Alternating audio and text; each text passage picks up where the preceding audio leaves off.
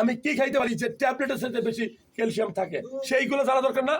Number 1 এবং only brain, সেটা হলো দুধ। সেটা হলো দুধ সংগ্রহ করে দুধ খাবেন এবং দুধের পণ্য খাবেন, নাম্বার 1।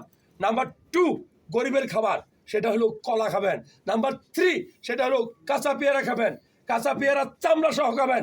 কাঁচা পেয়ারাতে আছে ক্যালসিয়াম, চামড়াতে আছে ভিটামিন সি, কখনো ফেলবেন না। আর কোথায় পাবেন? ডেইলি আপনি 4টা-5টা কাঠবাদাম খান, এক মুষ্টি কাঁচা ছোলা বা বুট রাতের বেলা ভিজে রাখবেন, সকালে খান। 1 চামচ বা 2 চামচ চিয়া সিড আপনি রাতে ভিজে রেখে সকালে খান। আপনার শরীরে ক্যালসিয়ামের ঘাটতি হবে, কে বলছে?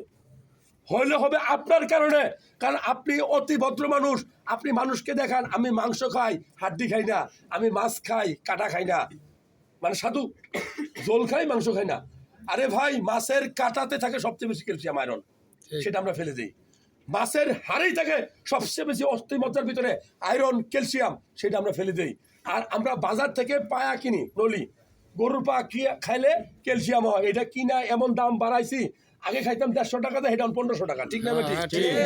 কিন্তু না, আপনার যদি ডায়াবেটিস, আপনার যদি প্রেশার থেকে থাকে, আপনার যদি হার্ট অ্যাটাকের হিস্ট্রি থেকে থাকে, আপনার যদি স্ট্রোক করার হিস্ট্রি থেকে থাকে, তাহলে আপনি পায়ের নলির ভিতরে যেটা টান দিলে বেরোয় আছে, এটা খাবেন না। এটা অতি শক্তি সম্পন্ন, উচ্চ শক্তি সম্পন্ন একটা কোলেস্টেরল, খারাপ চর্বি।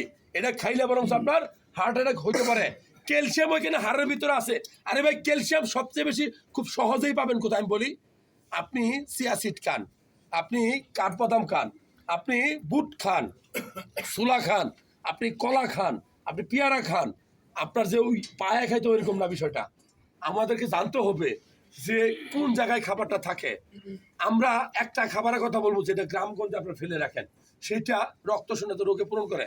যেমন আমাদের এই যারা আসছে না, বিশেষ করে আমাদের মা বোনদের বাংলাদেশে প্রচুর রোগী আছে যাদের রক্তশূন্যতা, অর্থাৎ হিমোগ্লোবিনের মাত্রা কম। এরা কিন্তু ধীরে ধীরে অসুস্থ হয়। সুস্থ মানুষ অসুস্থ হয়, আপনারা শুরুতে খেয়াল করেন না। ইভেন আপনারা হইতে পারে, একটা মানুষ কেন রক্তশূন্যতা হবে? সে হলো পুষ্টিহীনতায় ভুগলে। কিরকম? ধরেন আপনি সির কৃমির ওষুধ খানি না, একটা কৃমি আপনার পেট থেকে, অন্ত্র থেকে ডেইলি 0.24 ml রক্ত শোষণ করতে পারে। এখন আপনার পেটে কয়টা কৃমি থাকে? একটা।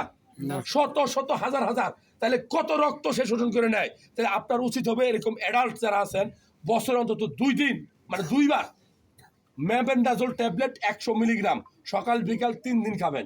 এইভাবে যদি না খান, তাহলে আপনার পেটের ভিতরে আপনার যে যে পরিমাণ পুষ্টি আপনি খাবেন, পুষ্টিকর খাবার, এগুলো কিন্তু আপনার এটা পরজীবী না, আপনার ভিতরে বাস করে না এগুলা।